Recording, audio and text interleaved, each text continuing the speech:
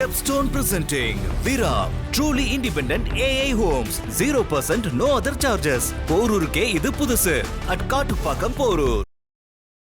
4 ஆண்டு அகல முதலமைச்சர் மு.க. ஸ்டாலின் அவர்களுடைய ஆட்சி சாதனையா சறுக்கா? சாதனைன்னு பார்த்தா ஒன்றும் பெருசாக சொல்ல முடியாது.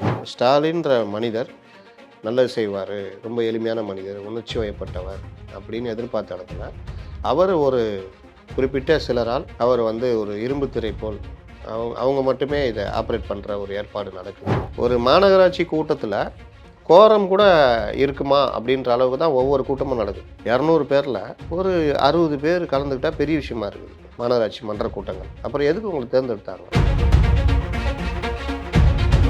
அமைச்சர்கள் மற்றவர்கள் செயல்பாடுகள் இதெல்லாம் பற்றி விமர்சிக்கும் பொழுது பத்திரிகைகள் எல்லாமே ஒரு சாரராக கையில் எடுக்கப்பட்டது. எந்த ஒரு விஷயம் வெளியில் வந்தாலும் அதற்கு மரியாதை இல்லை. இதில் இவர்களுடைய வெற்றி எதுன்னு நான் பார்க்குறேன்னா, இடதுசாரி இயக்கங்கள் தோழமை கட்சிகளை தீனி போட்டு தன்னுடைய காலடியில் வச்சுக்கிட்டது பெரிய வெற்றியாக நான் பார்க்குறேன். ஓட்டு போடாதவர்களும் ஐயோ இவருக்கு போடாமல் போயிட்டுமே அப்படின்ற அளவுக்கு இது பண்ணுவாங்க. நீங்கள் என்ன பண்ண ஓட்டு போட்டோன்னா ஐயோ இவருக்கு போய் போட்டோமேன்ற அளவு தான் பண்ணுறீங்க.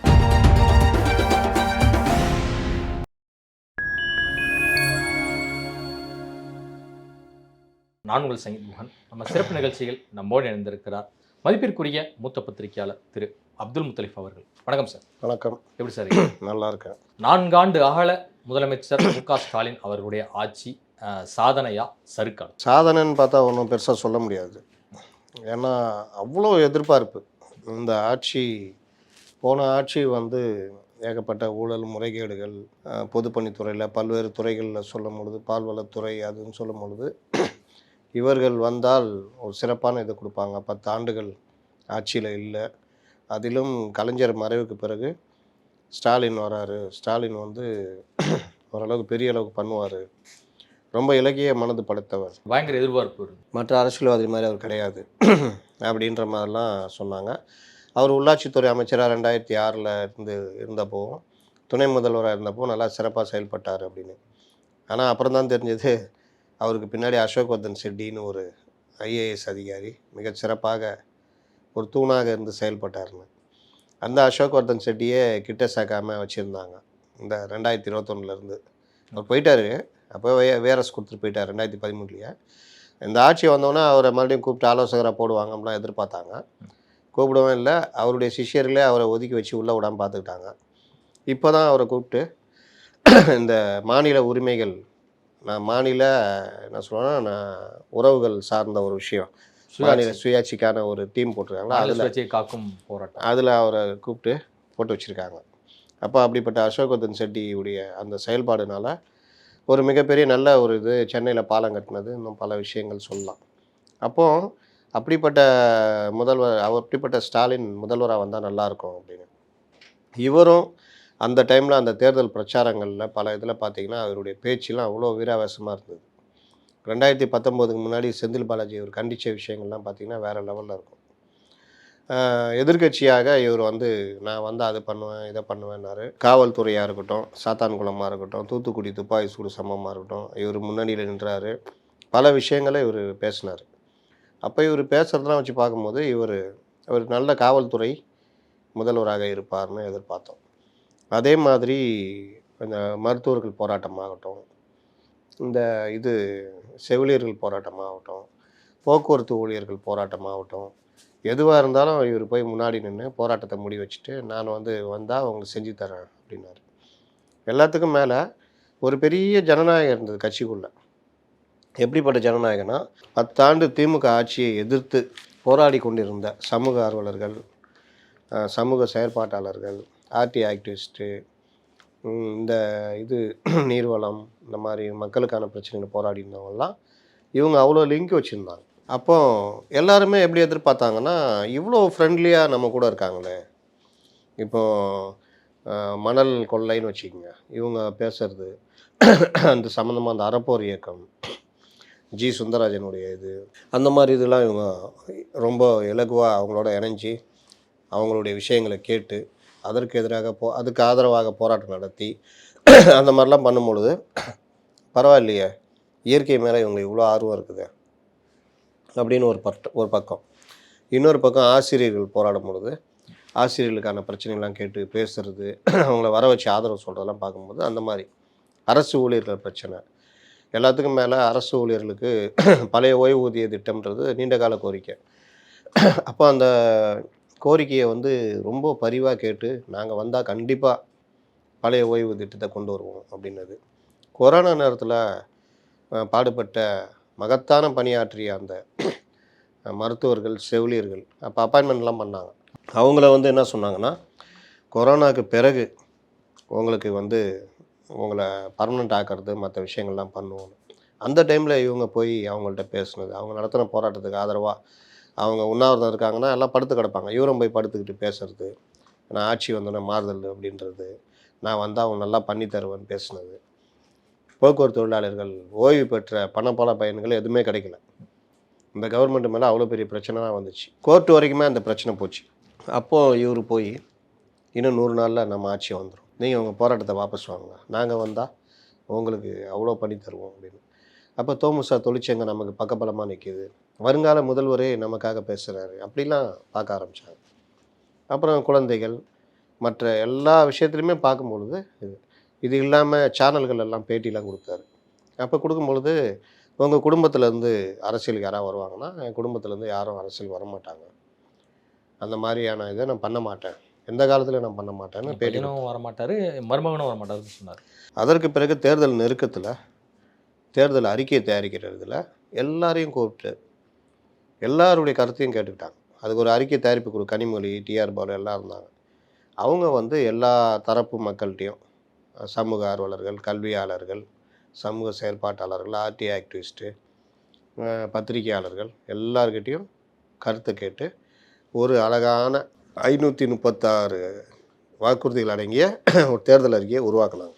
அந்த அறிக்கையை பார்க்கும் பொழுது அடடா இப்படி ஒரு இதுவா, இப்போ இவங்களாம் வந்தால் பாலாறும் தேனாரும் ஓடுமே அப்படின்ற அளவுக்கு இருந்தது.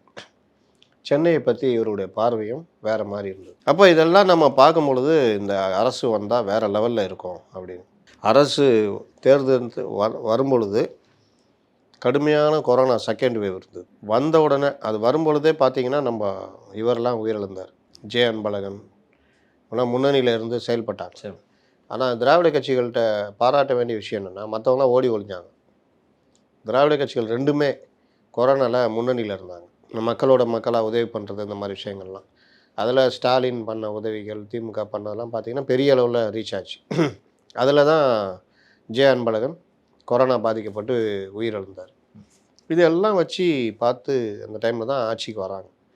வந்தவுடனே பார்த்தீங்கன்னா இவர் விசிட் அடித்தது, மருத்துவமனைகள் பண்ணது, தடுப்பூசி விவகாரத்தில் மத்திய அரசு கொடுக்கலன்னா நாங்கள் பண்ணுவோன்னு சொன்னது, இந்த மாதிரி பல விஷயங்கள் உடனடியாக நேர்மையான ஐஏஎஸ் ஆஃபீஸரில் தனக்கு துணையாக போட்டுக்கிட்டது அதெல்லாம் பார்க்கும்போது வேறு லெவலு.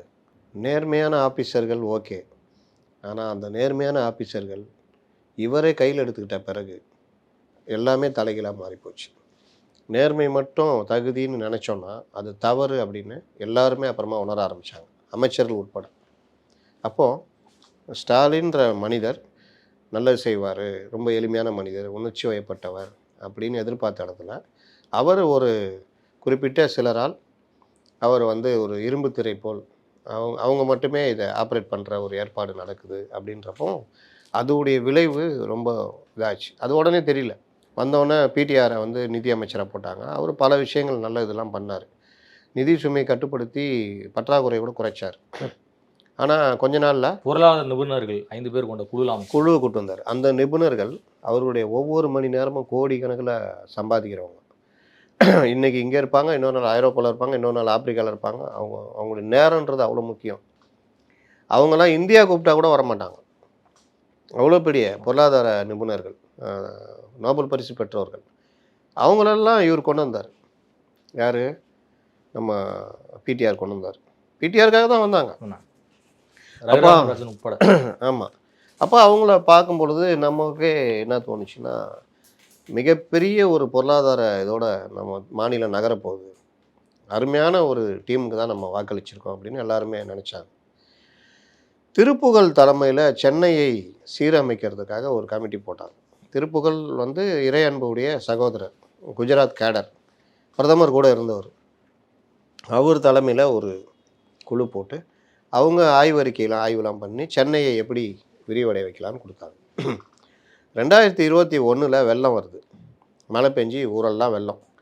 அப்போது சிஎம் சொல்கிறார், நாங்கள் இப்போ தான் வந்திருக்கோம், சான்ஸ் கொடுங்க, அடுத்த வருஷம் நீங்கள் பாருங்கள் அப்படின்றார். திருப்புகழ் கமிட்டி அறிக்கையை நாங்கள் அமல்படுத்துகிறோன்னு சொல்லி ஒரு 4000 கோடி ரூபாய் ஒதுக்குனாங்க.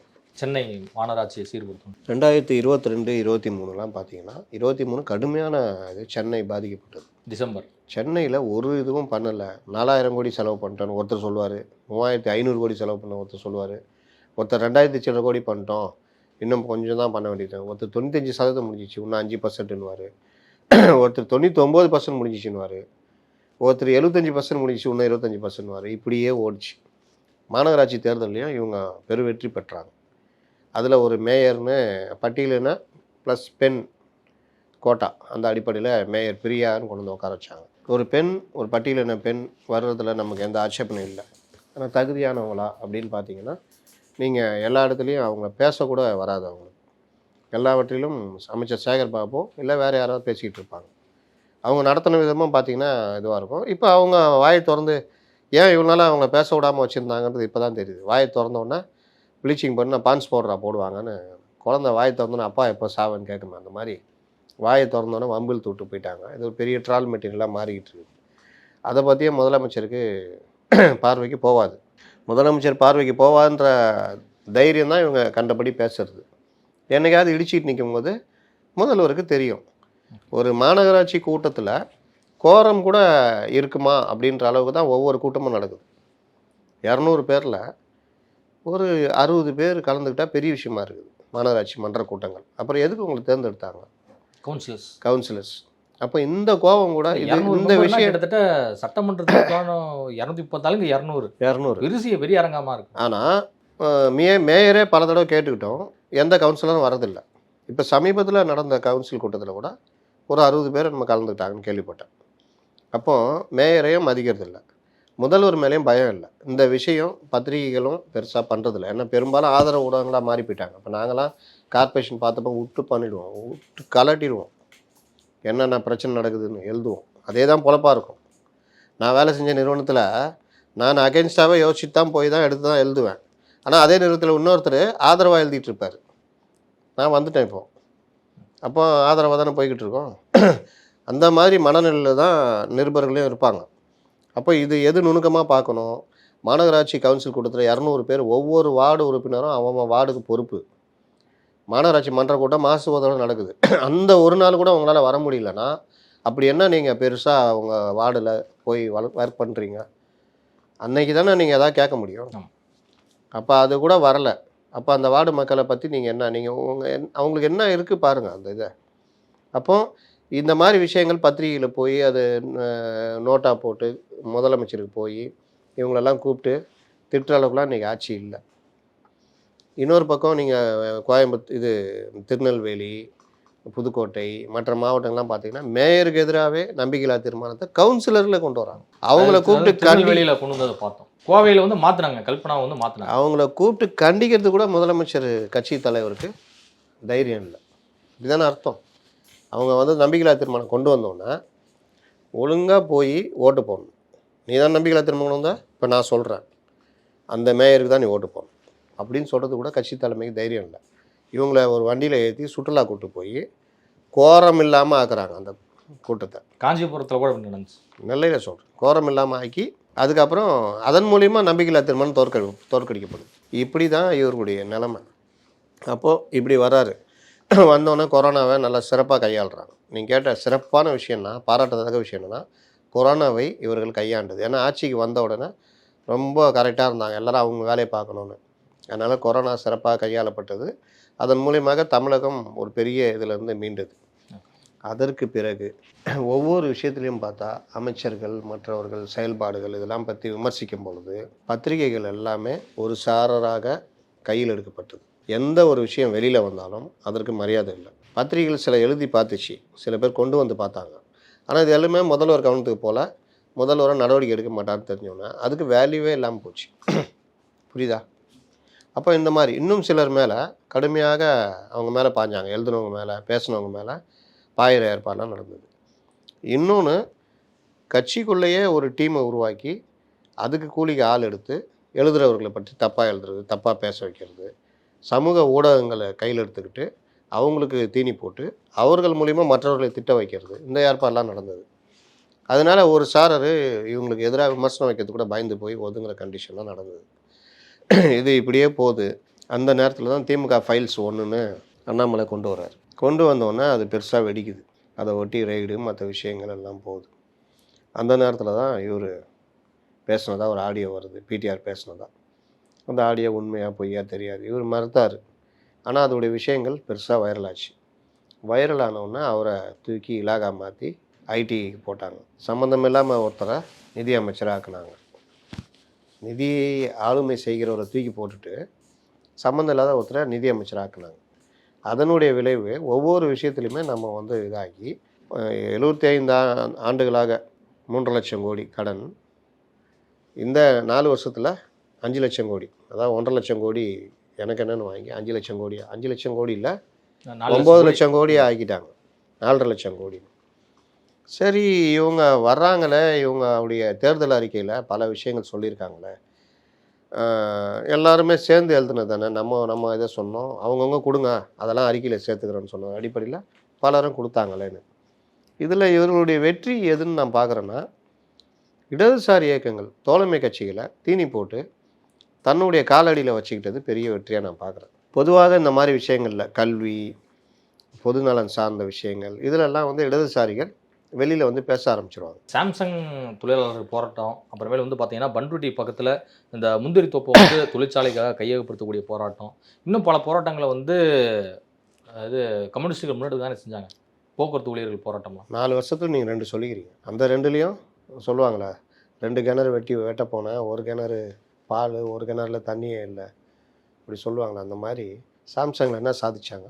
தொழிற்சங்கம் கூட அமைக்கலைல்ல, அமைச்சதாக போய் அமைச்சர் முதல்வருக்கு நன்றி சொன்னாங்க. அதனால் போக்குவரத்து தொழிற்சங்க பிரச்சனை, இன்னும் பல்வேறு பிரச்சனைகளில் இடதுசாரிகள் வாய்மூடி மௌனிகளானார்கள். ஊழல், மணல் முறைகேடு மேட்ரு, பல்வேறு ஊழல்கள் வெடித்து இடி ரெய்டுலாம் வந்த பொழுது இவர்கள் என்ன பண்ணாங்க? மத்திய அரசு மேலே பாஞ்சிருந்தாங்க.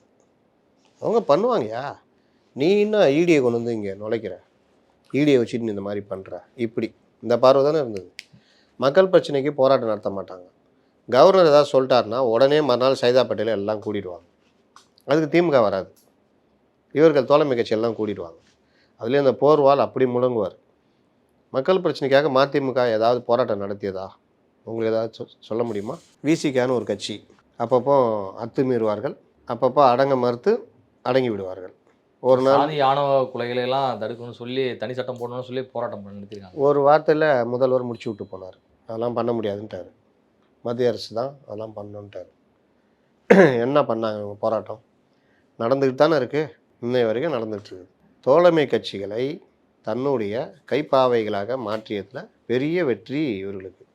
எந்த தடவையும் இல்லாத அளவிற்கு தேர்தலில் பணம் வாங்கியதாக இடதுசாரிகள் மீது மிக மோசமான குற்றச்சாட்டு வந்ததும் இந்த ஆட்சியில். ஒருத்தருக்கு 15 கோடி, ஒருத்தருக்கு 10 கோடி. நீங்கள் என்ன விலை கொடுத்தாலும் இத்தனை ஆண்டுகள் நீங்கள் கட்டி காப்பாற்றின அந்த நல்ல பேர் ஒரு நாளில் போச்சு. தேர்தல் செலவுக்காக தானே. நான் திமுக இருக்கிறாங்க, அவங்க ரொம்ப எளிமையாக சொல்கிறீங்க தேர்தல் செலவு தானே. நீங்கள் செலவு காசு வாங்கினா அர்த்தம்? ஒரு போலீஸ் ஸ்டேஷன் இருக்குது, அங்கே இருக்கிற ஒரு ரவுடி இவ்வளோ காசு கொடுத்தாருன்னு வெளியே வருதுன்னா, சார் ஸ்டேஷனுக்கு பெயிண்டிங்கிட்டு அடிக்க கொடுத்தாரு அப்படின்னா எளிமைப்படுத்துறீங்களா? அப்படி தான் பண்ணுவாங்க அவங்க. வண்டி ஜீப்பு கொண்டு போய் ரிப்பேரு, என் கவர்மெண்ட் கொடுக்குற காசு பத்தலை, அதனால் ஒரு தொழிலதிபர் ரெடி பண்ணி கொடுத்தாருன்னா, நாளைக்கு அந்த தொழிலதிபர் ஒரு பையன் காரை கொண்டு போய் ஏற்றிட்டானா இவங்க யாருக்கு? அந்த ஏற்றப்பட்டவர்களுக்கு பாடுபடுவார்களா இல்லை தொழிலதிபருக்காக பாடுபடுவார்களா? இதுதானே இங்கே நடக்குது. தேர்தல் செலவுக்கு 10 கோடி ரூபா, அதனால தான் வாய் மூடிட்டு இருக்கிறீங்க. எதுக்காவது வாய் திறக்கிறீங்களா? நான் பார்த்ததில் மார்க்சிஸ்டுகள் மிக மிக கேவலப்பட்டு அடிவருடுகளாக மாறி, ஸ்போக்ஸ் பர்சன்களாக மாறி, திராவிடம் பேசுகின்ற, அதாவது வர்க்க அரசியலை விட்டு திராவிடம் பேசுகின்ற இதாக மாறிப்போனது இந்த காலகட்டத்தில் தான். கடுமையாக மார்க்சிஸ்ட் கம்யூனிஸ்ட் கட்சியுடைய மாநாட்டில் விமர்சிக்கப்பட்டது தலைவர்களுடைய செயல்பாடுகளை. அதுவும் இந்த தடவை தான். எல்லாத்துக்கும் மேலே 2019 இருந்து 2021 வரைக்கும் இவர்கள் இப்படி இருந்ததை பயன்படுத்தி 6 சீட்டு 25 சீட்டுன்னு சுருக்கி அவர்களை எப்போ காலடியில் வச்சாங்களோ அன்னைக்கு குனிஞ்சவங்க இன்னை வரைக்கும் எந்த கட்சியும் நிமிரல. யாராவது நிமிந்தாங்களா? இந்த அரசுக்கு எதிராக தோழமை கட்சிகள் என்னைக்காவது வாய் திறந்து ஒரு போராட்டமோ ஒரு அறிவிப்போ ஒரு அறிக்கையோ ஏதாவது வந்திருக்கா? போன அதிமுக அரசில் முத்தரசனும் கே பாலகிருஷ்ணனும் திருமாவளவனும் வைகோவும் கே எஸ் அழகிரியும் பேசாத பேச்சா விடாத அறிக்கையா? இந்த 5 ஆண்டு ஆட்சியில் அது எல்லாம் மாறி போச்சா? ஏதாவது மாறி இருக்கா? யாருக்கும் பிரச்சனையே இல்லை. ஆசிரியர்கள் சந்தோஷமாக இருக்காங்க, மருத்துவர்கள் ரொம்ப மிக மிக மகிழ்ச்சியாக இருக்கிறார்கள், செவிலியர்கள் அதை விட மகிழ்ச்சியாக இருக்கிறார்கள், பொதுமக்கள் மகிழ்ச்சியோ மகிழ்ச்சி. நேற்று ஒரு அம்மா ஒரு இதில் பேசுகிறாங்க, ஒரு ப்ரோக்ராமில் நீயா நானாங்க, அந்த வருமானத்துக்குள் குடும்பத்தை நடத்துவது எப்படின்னு. நான் 1200 மின் கட்டணம் கட்டிகிட்டு இருந்தேன், இப்போ 4500 மின் கட்டணம் கட்டுறேன். நான் அதே சம்பளம், நான் எங்கேருந்து வருமானத்தில் கட்டுப்பாட்டுக்குள்ளே வைக்கிறதுன்னு கேட்குறாங்க. இதுக்கு யார் காரணம்? என்ன பேசுனீங்க நீங்கள் தேர்தல் அறிக்கையில்? பொதுமக்கள், குறிப்பாக நடுத்தர மக்கள், குறிப்பாக ஏழை மக்கள் உங்களுக்கு ஓட்டு போட்டதுடைய அடிப்படை மாதம் ஒரு முறை மின் கட்டணம் அப்படின்னாங்க. ஏன் அதுக்கு பல தடவை நான் சொல்லியிருக்கேன். மின் கட்டணம் கட்டுறவங்களுக்கு தெரியும், அது குறிப்பிட்ட யூனிட் வரைக்கும் மிக குறைந்த அமௌண்ட் இருக்கும். அதிலிருந்து ஒரு யூனிட் அதிகமானாலும் அந்த எல்லா மொத்த யூனிட்டுக்கும் அப்படியே டபுள் தி அமௌண்ட்டாக வந்துடும். யூனிட்டுக்கு 500 யூனிட் வரைக்கும் நீங்கள் 3 ரூபா கட்டுறீங்கன்னா 501 யூனிட் யூஸ் பண்ணிட்டீங்கன்னா அப்படியே அது 6 ரூபா மாறிடும். அப்போ 3000 மாறிடும். 1500 வந்து 500க்குள்ளே நீங்கள் யூஸ் பண்ணிங்கன்னா 1500, 510ன்னு வச்சுக்கோங்க, அப்படியே மாறிடும், 4500 மாறிடும், 10 யூனிட் எக்ஸ்ட்ரா ஆனதுக்காக. இதை இவங்க என்ன சொன்னாங்க, நாங்கள் ஏன்னா இது 2 மாதத்துக்கு நீங்கள் என்ன டக்கர் அடித்தாலும் நீங்கள் வந்து 500 யூனிட்டுக்குள்ளே நிறுத்த முடியாது. 2 மாதம் மொத்தமாக யூனிட் எடுத்தால். அப்போ மாதம் ஒரு முறை யூனிட்டுனா 250 யூனிட்டு. அப்போ என்ன டக்கர் அடித்தாலும் 300 யூனிட்னு வச்சுக்கிங்க, இல்லை 400 யூனிட் வச்சா கூட 3 ரூபா தான் இருக்கும் யூனிட்டுக்கு. தைரியமாக இருக்கலாம். புரியுதா? அப்போ மாதம் ஒரு முறை கணக்கெடுப்புன்றது லாபம் யாருக்கு? பொதுமக்களுக்கு. ஆனால் இவங்க இவ்வளோ பேசிட்டு வந்தோன்னா அதிகாரிகள் பேச்சை கேட்டுக்கிட்டு அதை விட கொடுமையாக வருடத்துக்கு ஒரு தடவை மின் கட்டணத்தை உயர்த்தினாங்க. கேட்டால் உதய் மின் திட்டத்தில் இவங்க கையெழுத்து போட்டாங்க, அதான் காரணம். எல்லாம் அந்த பரணி பையதாங்க காரணம் எல்லாத்துக்கும் அப்படின்னு. அந்த மாதிரி பரணி பையன் என்னப்பா பண்ணா? 2017 கையெழுத்து போட்டாங்களா? 2017 கையெழுத்து போட்டாங்களா பரணி பையன்? 2021 வரைக்கும் ஆட்சியில் இருந்தான்ல, விலை ஏற்றினானா, மின் கட்டணத்தை ஏற்றினானா? அது ஏற்றலை. அப்புறம் அதை காரணமாக வச்சு நீங்கள் ஏற்றுறீங்க. கையெழுத்து போட்டாலும் இல்லை, உதய் மின் திட்டம் வந்து இது மாதிரியான ஒரு அழுத்தம் கொடுப்பதன் காரணமாகத்தான் தமிழ்நாடு அரசு சற்று உயர்த்த வேண்டிய தேவை இருக்குது அப்படிங்கிறது குறிப்பிடுறாங்க. நீங்கள் சொன்ன காரணம் அதை தான் நானும் இப்போ நானும் சொல்லிட்டு இருக்கேன். நான் மட்டும் நான் மாற்றியா சொன்னேன்? பால் விலையை பற்றியா பேசுகிறேன்? மின் கட்டணம் பற்றி தான் பேசுகிறேன், உதய் மின் திட்டம் பற்றி தான் பேசுகிறேன், இவங்க சொன்ன காரணத்தை தான் பேசுகிறேன், அதை தான் கேட்குறேன். அவங்க 4 வருஷம் இருந்தாங்களா கையெழுத்து போட்ட பிறகு ஏற்றுனாங்களா? நீங்கள் வருஷத்துக்கு ஒரு தடவை ஏற்றிக்கிட்டே இருக்கீங்க. என்ன சம்பாதிக்கிறதா, வாழ்கிறதா, சாவறதா? நீங்கள் என்ன கவர்மெண்ட் ஊழியர்களா எல்லோரும்? உங்களுக்கு மாத சம்பளம் ஒரு அமௌண்ட்டு அடுத்த வருஷம் உங்களுக்கு எக்ஸ்ட்ரா வரப்போகுது. அப்படியே வந்தாலும் 1000 ரூபா 2000 சம்பளம் கூடுமா? நீ எவ்வளோ ஏற்றுற? மளிகை சாமான், மளிகை பொருட்கள் எந்த தடவையும் இல்லாத அளவுக்கு இந்த 5 ஆண்டு காலத்தில் எங்கேயோ போய் நிற்கிது. 200 கொண்டு போனால் ஓரளவு பையில் வாங்கிட்டு வரலான்னா இன்றைக்கி 200 கையில் கூட வாங்கிட்டு வர முடியாத நிலமை இருக்குது. இதெல்லாம் கட்டுப்பாட்டில் வைக்க வேண்டியது யாருடைய பொறுப்பு? மாணவர்களுக்கு இந்த தாலிக்கு தங்கன்னு ஒரு திட்டம் கொண்டு வந்தாங்க ஜெயலலிதா. கலைஞரும் அதை கொண்டு வந்தார், ஜெயலலிதா அதை இம்ப்ரூவ் பண்ணாங்க. பல இது அதை தூக்கி ஓரம் கட்டிட்டிங்களா? மாதம் 1000 ரூபான்னு புதுமை பெண்கள் திட்டம்னு எதை மாற்றுறீங்க. தாலிக்கு தங்க திட்டத்தையும் வச்சிக்க வேண்டியதானே? பட்டம் முடித்து கல்யாணத்துக்கு காத்திருக்கிற பெண்ணு நீங்கள் கொடுக்குற 1000 ரூபாயில் அவங்களுக்கு எப்படி கிடைக்கும்? கல்லூரியில் படிக்கிறவங்க தான் கிடைக்கும். ஆனால் தாலிக்கு தங்க திட்டம் அப்படி கிடையாது. பட்டதாரி பெண்கள் இல்லை பெறாத பெண்கள் 2 பேருக்குமே இதில் 50,000னா 1 லட்சம், இதில் 4 கிராம்னா அதில் 1 சவரன் இப்படி கிடச்சிருந்ததில்ல. அதை எதுக்கு இது பண்ணீங்க? அம்மா உணவகம், ஏழைகளுடைய பசி தீர்க்க உணவகம். நீங்கள் என்ன சொன்னீங்க? நாங்கள் ஆட்சிக்கு வந்தால் எங்களை மட்டுமல்ல ஓட்டு போடாதவர்களும் ஐயோ இவருக்கு போடாமல் போயிட்டுமே அப்படின்ற அளவுக்கு இது பண்ணுவாங்க நீங்கள். ஆனால் நீங்கள் என்ன ஓட்டு போட்டோன்னா ஐயோ இவருக்கு போய் போட்டோமேன்ற அளவு தான் பண்ணுறீங்க. அம்மா உணவகம் 200 உணவகம் ஆரம்பித்தாங்க, அது சிறப்பாக போனோன்னா 400 ஆக்குனாங்க. இது இல்லாமல் ஹாஸ்பிட்டல் எல்லாம் சேர்த்து 434 கிட்டே இருந்தது. இன்றைக்கி எவ்வளோ இருக்குது? இன்றைக்கி அம்மா உணவகத்தை கொஞ்சம் கொஞ்சமாக சாகடிக்கிற வேலை நடக்குதா இல்லையா?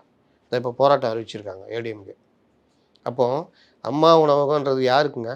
அது அம்மா நீ ஆயா உணவகம்னு கூட வச்சுக்கோ. இல்லை அரசு உணவகம்னு வச்சுக்கோ, இல்லை மாநகராட்சி உணவகம், ஏதாவது பேரை மாற்றிக்கோ, உன் இஷ்டம் மாற்றிக்கோ. ஆனால் அது உயிரோடு இருக்கணும்ல. ஏழை எளிய மக்களுக்கான அரசுன்னு சொல்கிறல்ல, செயல்பட்டு தானே சார் இருக்கு. அதுதான் செயல்பட்டு தான் இருக்குது. எப்படி செயல்பட்டு தான் மேட்ரு. ஒரு வண்டி வாங்குறீங்க, ஓடின்னு இருக்கீங்க, அப்பப்போ மராமத்து பார்க்கணும், அது கொஞ்சம் இது பண்ணணும், சர்வீஸ் பண்ணணும், எல்லாம் பண்ணால் தான் ஓடிட்டுருக்கோம். அப்படியே ஓடிக்கிட்டு இன்னும் 2 பார்ட்ஸை கழட்டி போட்டு அப்படியே இப்படி ஓடிட்டு இருக்குன்னா ஓடி தானே சார் இருக்குது. ஆமாம், ஓட தான் செய்யுது. ஓடல நான் சொல்கிறேன், எப்படி ஓடுதுன்னு கணக்கு. அப்போது நீங்கள் வந்து என்ன பார்வை, உங்கள் பார்வை. இந்த மாதிரி பல விஷயங்களில் தேர்தல் அறிக்கையில் ஜெயலலிதா கொண்டு வந்த இலவச லேப்டாப், மாணவர்களுக்கான லேப்டாப் கொடுத்தீங்களா? 5 வருஷமாக கொடுக்கவே இல்லையே. இப்போ கேட்டால் எங்கேயோ கொஞ்சம் அப்படி கொடுத்தேன், அப்படி 1.5 லட்சம் லேப்டாப் வந்து இது பண்ணுறோம், ஆர்டர் பண்ணி ஆட்சி முடிஞ்சிடும், அடுத்து வர்றவங்க கொடுக்க போகிறாங்க. அப்படி தானே எல்லாமே. 4வது வருஷம் உயிர் போகிற நேரத்தில் அப்படியே ஒருத்தன் நல்லா இருப்பான், அவன் கொஞ்சம் கொஞ்சமாக உடல்நிலை பாதிக்கப்பட்டு உயிர் இழுத்துக்கிட்டு இருக்கும்போது, இந்தாடா அவனுக்கு நான் வந்து இது வாங்கி தரேன், அது வாங்கி தரேன்னு செத்தே போயிடுவோம். 4 வருஷத்துக்கு முன்னாடி படித்த மாணவர்களுக்கு நீங்கள் இப்போ லேப்டாப் கொடுக்க முடியுமா? கொடுப்பீங்களா? போச்சு இல்லை. 2021, 22, 23, 24, 25 5 வருஷமாக லேப்டாப் யாருக்கும் கொடுக்கலல்ல. கல்வி கடன் ரத்துன்னு. நீங்கள் கல்வி கடன் 34 வயசு நம்ம தான் கணக்கு, அதுக்கு மேலே ரத்துலாம் பண்ண முடியாது. போச்சா? கல்வி கடன் ரத்து போச்சு. இந்த மாதிரி நீங்கள் சொன்ன விஷயங்கள், 100 ரூபா சிலிண்டருக்கு மானியம். நீங்கள் பல மாநிலங்களில் சிலிண்டரே கொடுக்குறான் ஃப்ரீயாக. தீபாவளிக்கோ எதுக்கோ சிலிண்டர் ஃப்ரீ. உஜ்வாலா திட்டத்துக்கு கீழே இருக்கவங்களுக்கு சிலிண்டர் ஃப்ரீ. பிஜேபி யாரும் மாற்றோம். நீ பேசுகிறீங்களா நாங்கள் திராவிட மாடல் அரசுன்னு? பிஜேபி மாடல் அரசு சொல்லவா? பல மாநிலங்களும் அந்த வேலையை பண்ணுறாங்க.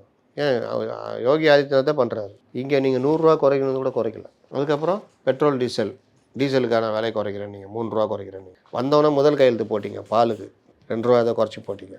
அதுக்கப்புறம் ஏற்றுனீங்க பாருங்கள், 12 ரூபா ஏற்றுனீங்க. அதில் நிறை கொழுப்பு பால்லாம் கொழுப்பையே திருநீங்க.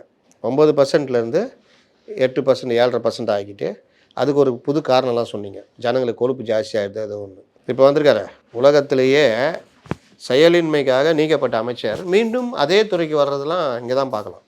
உலகத்திலேயே எந்த பிரச்சனையும் இல்லாமல் வாயை மட்டுமே விட்டு பேர் கெட்டு போய் அமைச்சர் பதவி பிடுங்கப்பட்டதும் இவங்க ஆட்சியில் தான் பார்க்கலாம். உலகத்திலேயே இலாகா இல்லாத அமைச்சராக வச்சுக்கிட்டு நடந்ததும் இந்த ஆட்சியில் தான் பார்க்கலாம்.